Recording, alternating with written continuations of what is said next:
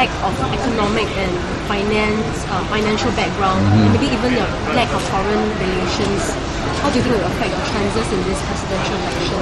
Actually, I'm quite surprised people think that I lack all these financial capabilities. Let me tell you, when you run a public listed company for more than 20 years, I don't think you can say that I lack those ability to run a company. I think running the company that I have been running is a very, very diversified company. We have interest in shipping, we have interest in manufacturing, we have interest in finance, including management, investments. I have even involved in dredging. So my portfolio is the widest of all the candidates. I think the other candidates has got only one. That one is insurance and one is financial. But let me tell you, when you are looking at investment companies like Temasek and GIC, I think that's where my expertise will come in, because I will be looking at it from a very, very broad angle. And I know if you talk to me on manufacturing, you cannot tell me things that I don't know, because I know what manufacturing management is like and the financial numbers that go along with it. And same also for the others. The others like, what are the? Foreign relations. Foreign relations.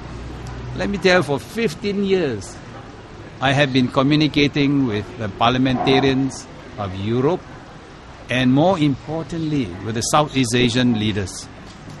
I have been leading the Singapore Parliamentary Group as the leader for what I call the Europe Singaporean Parliamentary Group.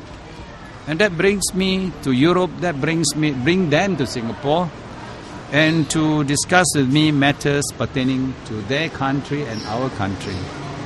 So I've met many, many leaders in Europe over this. For Southeast Asian countries, that's very important, because honestly, when I was in Europe, I remember they say you better come back and concentrate on Southeast Asia, because at that time there was a little bit of hiccups in our relationships with the neighboring countries. So I became the leader of the Singapore Southeast Asian Group. And it's in this field that I got to meet many of the potential, or they became leaders of their own respective country. I met President Gushdoo. I met President Megawati. I met Ramos. I even attended the installation ceremony of the Filipino President Estrada. And I think I'm the only Singaporean invited there, because of the close relationships that I've developed over the years with the Philippines. So these are only some of it. And then even I had the opportunity to help the Prime Minister of Japan, Nakasone. I don't know whether you know him, but he's a very, very prominent man. And he wanted to build this Asian Parliamentary Forum, Asia Pacific Parliamentary Forum. And he had, at first when I went there, I was just representing Singapore, small little country. But I remember at the end of the forum, he invited me over to sit with him on the main table, because I was helping him in drafting out some of the issues when we set up this Asia Pacific Parliamentary Forum, which he was very proud of initiating. So if you tell me about all this foreign relations, I've got a lot of stories to tell you. I've met even Deng Xiaoping. I've met the leaders of Taiwan, Cambodia, for example. Cambodia, I was tasked to go and help the Cambodians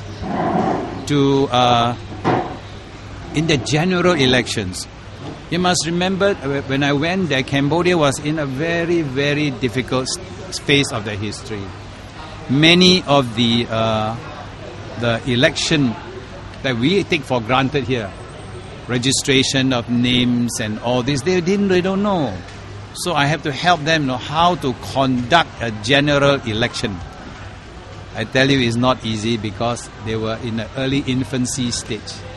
And I remember when I left, even the newspapers highlighted me and actually thanked me for the job. So I'm quite proud of the fact that that's this. With the talk of relationship, I think I am quite good with getting along with people. Yes. Would you like to highlight to them that you brought China through how many economic crises over the past 20 years? Oh, No, I know. From strength to strength. Yeah, I know, because he reminded me, because John had 20 years, how many crises we went through? It's so many crises. And sometimes when the crises do happen, you got to sit around and think of, to make sure that your company's money, how you're going to use. So when I look at it, it's just like next time if I do become a president, I'll be guarding the reserves like the way I guard my company's money in the crisis. It's very easy. When the crisis, all the managers ask you for money. You see, the capex is not enough. They want to increase the capex. So I'll tell them, no. Show me your plan. Why you want to use? So these are experiences we gain in the private sector to this. So I can bring it to the Istana if I become a president. Yes. Any more? Basic ethnic groups are useful because of the same language and stuff like that. He said those can go side by side, and the language helps to bond people. What's your view on that? On what he said? Honestly, I don't want to discuss this subject because it is not within my boundary to talk on local issues. And but having said that, I think when I said that, I was just thinking that next time, should I be president, I like to make a suggestion like this to allow integration of the 4 ethnic groups, because I think I worry that when we split up all our races to try to look after their own needs, I have this sense, this feeling that we might actually be dividing our nation. I want to strengthen multi-racialism. So when I look at the present setup, I was thinking, well, a poor Singaporean, whether he's Chinese, whether he's Indian, and whether he is Malay, is also a poor Singaporean. So if we can find a way where we can really look into other avenues of getting them together without having to divide them, it could be better. There's always advantages, there's also disadvantages, but you must always look at policies from a national angle. I don't want to look at issues at a parochial angle where you are only concentrating on a particular ethnic group. Let us look at it from a bigger picture. Are you aware that MOE are employing retired teachers at 30% reduced pay? So what is your personal view about that? Frankly speaking, I think I shouldn't apply pressure on the ministries, because it is not my role to apply pressure on the ministries to do this or to do that. And therefore, it is better I leave the local issues to the various ministries. Can you imagine every time they react to a president's call to do this, to do that, openly? Privately you can discuss. But when we speak openly, actually, I can imagine the various ministries they'll feel very pressured. So allow the ministries to go on with their work.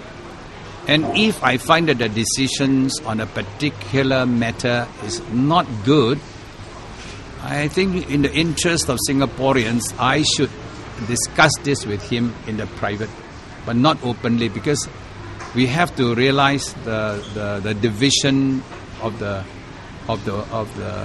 work of the president from the work of the executive. Or else, if every time I open my mouth and can criticize a policy, I think it's so unfair to that particular ministry. So we noticed that your campaign strategy has shifted a little To what? handphone, SMSs, getting the handphone numbers of family members of your fans or your friends on Facebook. So how has it been on now? Well, how many phones have you gathered? I think I'm always full of surprises, right? I always surprise you people, and make your guessing. So this is one of the ways. We got friends to give us all the numbers, and so whatever number they gave us, we will make use of it, because everybody tell you, why don't you use the new media? Why don't you use this? So when we use the new media and SMS and emails, these are all new medias. Then they get worried. Oh, why you now? They ask me why you use this. So anyway, I accept that whatever media you use, whether it's a printed form or whether it is the new media, we will always expect some people who will feel not very comfortable with it. But we have to take it as part of life. Can you elaborate on how you get these numbers again? Oh, we got our friends. We already asked people. And you'd be surprised, so many have got so many numbers. Is it on Facebook? Yes, we use one of the way of getting is Facebook by many friends. And we were all quite surprised. There were many people who sent us the numbers. So they provide the numbers of Yeah. Do they ask their friends for permission before? I'm not sure. That I think, but it is legal within our campaigning exercise. We are not doing anything out of the ordinary. I honestly don't know. Can't be very much. Can't be very much. So but also help a bit, because a little bit here and there do help a little bit. So it's just one SMS per number? Or? Of course, one MS per number. So many numbers. I guess something new, but actually it's not new. I think in the last general election, some of the political parties have also used it through either email or SMS. So that is not a new idea. Okay, that is a copied idea. We copied things we want to copy. We'll copy. But why this method? Do you think it will work? I hope. As I said, we try all ways. I have sent out mailers. This is one of the ways.